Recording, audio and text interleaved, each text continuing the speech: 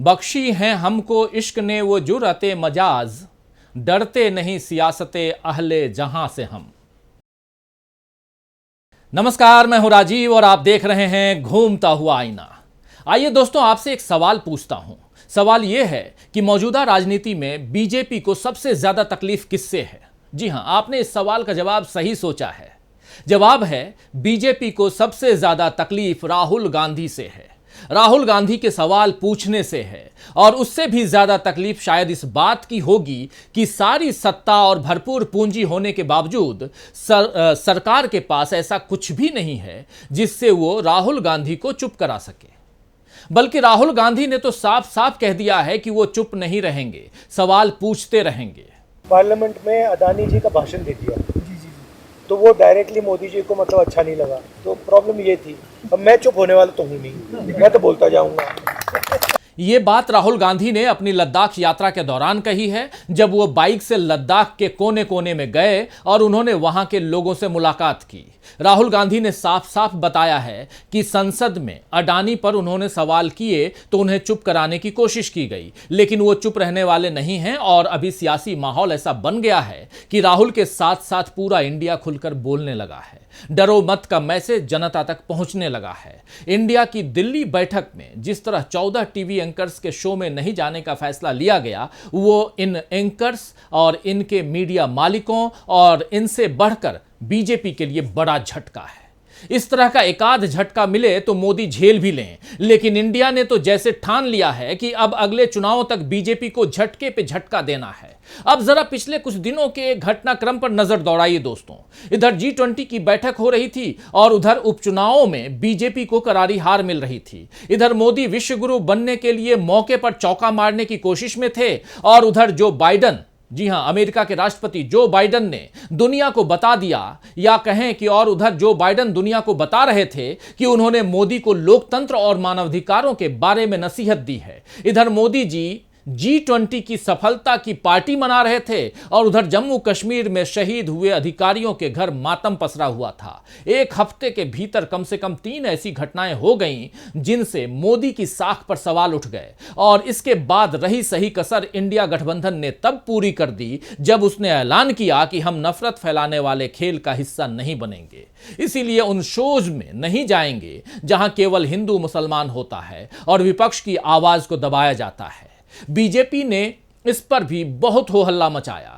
India के इस कदम को मीडिया पर हमला कहा गया, लोकतंत्र और बोलने की आजादी की दुहाइयां दी गईं, लेकिन बीजेपी इस तमाशे में भी फेल हो गई, क्योंकि इंडिया के फैसले से सहमत लोगों ने पलटकर बता दिया कि मीडिया को काबू में रखने की कोशिश तो बीजेपी ने ही शुरू की थी। मोदी ने अपने 9.5 साल के शासन में खुले तौर पर एक भी प्रेस कॉन्फ्रेंस नहीं की, कभी पत्रकारों के सीधे सवालों का सामना नहीं किया। लोगों ने यह भी बता दिया कि जिन एंकर्स के शो में इंडिया के लोग अब नहीं जाएंगे, उनमें से कईयों ने बेरोजगारी या महंगाई जैसे मसलों पर एक भी शो नहीं किए, जबकि 60 से 70% से ज्यादा शो केवल सांप्रदायिक मुद्दों पर किए गए।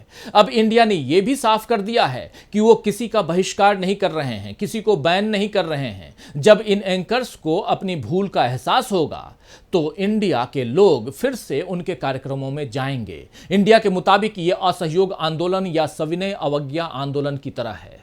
इंडिया और कांग्रेस दोनों की रणनीति एकदम साफ है कि वो बिना डरे आगे बढ़ते जाएंगे, लेकिन बीजेपी की रणनीति क्या है, इस पर अभी तक पर्दा डला हुआ है। आप जानते हैं दोस्तों कि कल से संसद का विशेष सत्र शुरू हो रहा है। इसमें बीजेपी ने अब तक पूरी तरह साफ नहीं किया है कि आखिर 5 दिनों में वो कौन से फैसले लेने वाली है। क्या इन फैसलों से लोकतंत्र को मजबूती मिलेगी या केवल बीजेपी को इस सत्र का फायदा मिलेगा? क्या जनता के धन और बीजेपी अपने फायदे के लिए इस्तेमाल करेगी?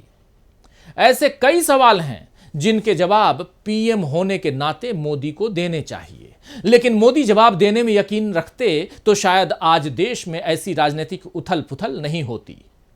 अभी तो आलम यह है कि जनता को नहीं मालूम कि उसका भविष्य क्या होगा, उसके लोकतांत्रिक अधिकार बचे रहेंगे या सब कुछ सरकार के नियंत्रण में होगा। मुख्य निर्वाचन आयुक्त की नियुक्ति से लेकर एक साथ चुनाव करवाने के प्रस्ताव तक कई बिंदुओं पर लोकतंत्र की सांसें जो हैं अटकी हुई हैं और उसे ऑक्सीजन की उम्मीद इंडिया में ही दिख रही है।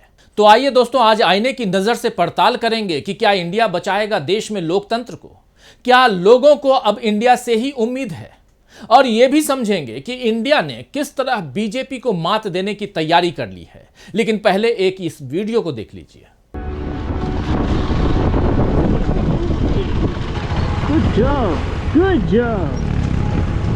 Yes. Okay, so look at your right. Don't look down. Don't look down. So look at your right. Yeah, go for it. Yeah, go for it. Go for it. Go for it.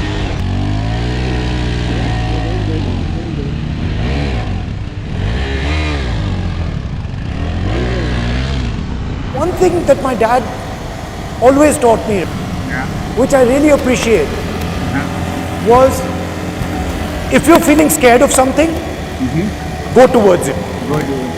Go towards it. Don't go away. But also, don't be foolish. Yeah. Don't go towards it like with ego or with blindness. Yeah, of course. Don't be stupid. Don't be stupid. Go towards it with skill. Yeah. मतलब skill is your weapon to go close to your fear. If you don't have skill and you're trying to go close to your fear, you're going to die. You're going to do something stupid. ये video है तो राहुल गांधी की लद्दाख यात्रा का, लेकिन इसे गौर से देखिए, इसे एनालाइज करिए, तो आपको लगेगा कि आप कांग्रेस और इंडिया के सफर को देख रहे हैं। इस वीडियो की शुरुआत में राहुल गांधी की बाइक एक जगह रेत में फंसती है और फिर एक्सपर्ट की सलाह पर वो अपनी बाइक निकाल लेते हैं। इस वीडियो में राहुल गांधी ने बताया है कि उनके पिता राजीव गांधी ने उन्हें सीख दी है कि अगर आप किसी चीज से डरते हैं तो उससे भागिए नहीं, उसकी ओर बढ़िए, लेकिन उस डर की तरफ पूरी तैयारी के साथ बढ़िए और सामना करिए, तब आपको जीत मिलेगी। अगर आप बिना किसी तैयारी के अपने घमंड में आगे बढ़ेंगे तो आपका नुकसान होगा। यह सब राहुल गांधी अपने पिता की सीख को यहां बता रहे हैं। अब आप इस बात की तुलना कांग्रेस से कर सकते हैं दोस्तों, और करके देखिए। 2014 में कांग्रेस के खिलाफ बीजेपी ने माहौल बनाया, बहुत से कांग्रेसी डरकर बीजेपी में शामिल हो गए और कांग्रेस ने बिना किसी अच्छी तैयारी के बीजेपी का मुकाबला किया, नतीजा उसे हार मिली। 2019 में भी यही हुआ। गांधी परिवार और उनके कुछ साथियों को छोड़कर कांग्रेस के भीतर ही विश्वास नहीं था कि वो बीजेपी को हराएंगे। बाकी विपक्षी दल भी अलग थलग थे, इसीलिए सब सत्ता से बाहर रहे। लेकिन अब कांग्रेस समेत पूरे विपक्ष को समझ आ गया है कि बीजेपी का मुकाबला कैसे करना है, नफरत का जवाब मोहब्बत से कैसे देना है। इसीलिए अब इंडिया का गठन हुआ है और इंडिया अपने एजेंडे के साथ इस तरह आगे बढ़ रहा है कि बीजेपी के पैर धीरे धीरे पीछे खिसक रहे हैं, सत्ता की परिधि से बाहर हो रहे हैं। मोदी और शाह कुछ समय पहले तक कांग्रेस मुक्त भारत की बात करते थे, लेकिन अब उनका हाल ऐसा हो गया है कि कांग्रेस ही नहीं बल्कि इंडिया का नाम लेने से भी डरने लगे हैं। मध्य प्रदेश के बीना में मोदी ने बतौर पीएम जो भाषण दिया, उसकी भाषा पर जरा गौर फरमाइए। मोदी ने यहां इंडिया को इंडी अलायंस कहा।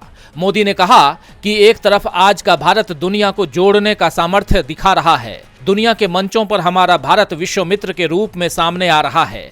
दूसरी तरफ कुछ ऐसे दल भी हैं जो देश समाज को विभाजित करने में जुटे हैं। इन्होंने मिलकर एक इंडी अलायंस बनाया है। इस अलायंस को कुछ लोग घमंडिया गठबंधन भी कहते हैं। मोदी केवल घमंडिया तक ही नहीं रुके, बल्कि उन्होंने अपने भाषण में सनातन पर भी इंडिया पर वार किया और इसमें उन्होंने गांधी का इस्तेमाल किया। मोदी ने कहा, जिस सनातन को गांधी जी ने जीवन पर्यंत माना, जिस भगवान श्री राम ने उन्हें जीवन भर प्रेरणा दी, उनके आखिरी शब्द थे हे राम।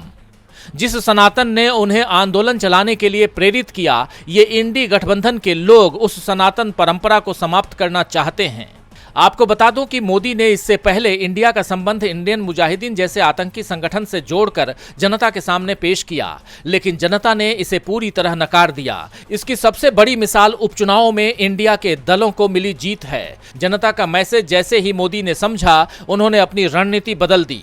अब इंडिया पर हमले के तरीके उन्होंने बदल दिए हैं। मोदी अब भावनाओं को भुनाकर इंडिया के विरोध में माहौल बना रहे हैं। इसीलिए सनातन धर्म को उन्होंने मुद्दा बनाया है और इसके साथ ही गांधी जी के आखिरी शब्द भी मोदी को याद आ रहे हैं। तो गांधी जी के आखिरी शब्द क्या थे, ये तो मोदी जी ने बता दिया, लेकिन उन्हें यह भी याद होगा कि गांधी जी की स्वाभाविक मौत नहीं हुई थी, बल्कि उन्हें मारा गया था। बड़ी बेदर्दी से नाथूराम गोडसे ने गांधी की छाती में 3 गोलियां उतार दी थीं। केवल इसीलिए क्योंकि जिस हिंदुत्व का राज गोडसे जैसे लोग देश में चाहते थे, गांधी जी उसके खिलाफ थे। गांधी राम को मानते थे और इसके साथ वो कहते थे कि ईश्वर अल्लाह तेरो नाम। जबकि बीजेपी जिस राम की बात करती है उसमें वो जय श्री राम का नारा लगाकर हिंसा के लिए उकसाती है। इसीलिए राहुल गांधी को हर जगह कहना पड़ रहा है कि बीजेपी की विचारधारा गोडसे की विचारधारा है, जबकि कांग्रेस गांधी के विचारों पर चलती है। मोदी अगर गांधी के आखिरी शब्दों पर एमपी यानी मध्य प्रदेश में याद कर रहे थे तो उसी मध्य प्रदेश की बीजेपी सांसद प्रज्ञा सिंह ठाकुर के लिए उन्हें कहना चाहिए था कि वो जैसे गोडसे को महान बता रही हैं, मैं उनसे सहमत नहीं हूं। लेकिन मोदी जी ने ऐसा नहीं कहा। मोदी अगर मंच से गोडसे मुर्दाबाद का नारा लगाते तब भी साबित हो जाता कि वो वाकई गांधी जी को मानते हैं, लेकिन ऐसा कुछ नहीं हुआ। मोदी ने केवल चुनावी फायदे के लिए गांधी जी का नाम लिया और गांधी जी के नाम पर इंडिया को घेरा। हालांकि कांग्रेस ने इसका माकूल जवाब भी दिया है।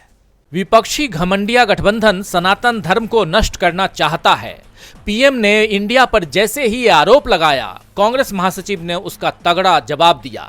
कांग्रेस महासचिव जयराम रमेश ने एक्स पर एक पोस्ट में कहा, प्रधानमंत्री फिर से वही कर रहे हैं जो वो सबसे अच्छा करते हैं, अपमान।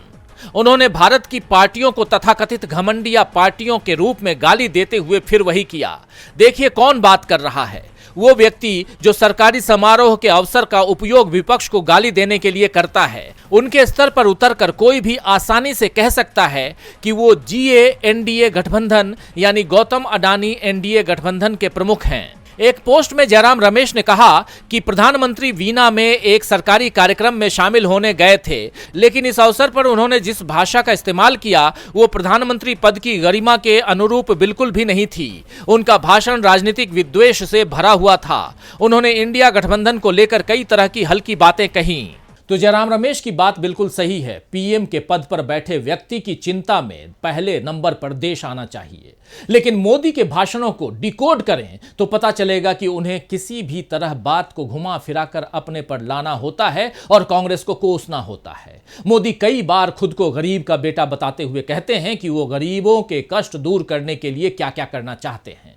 ऐसी बातें सत्ता के शुरुआती दिनों में तो ठीक लगती हैं, लेकिन अब जनता ने भी समझ लिया है कि मोदी को 9.5 साल का लंबा वक्त मिला था जिसमें वो गरीबों के कष्ट दूर कर सकते थे, लेकिन इस दौरान गरीब और गरीब हो गया, जबकि अमीर की संपत्ति बढ़ती गई, यानी अमीरों की संपत्ति में इजाफा हुआ। उसमें भी मोदी के करीबी उद्योगपति तेजी से रईस हुए हैं और इसी बात पर राहुल गांधी सवाल उठाते रहे हैं कि आखिर में ऐसा कैसे हुआ।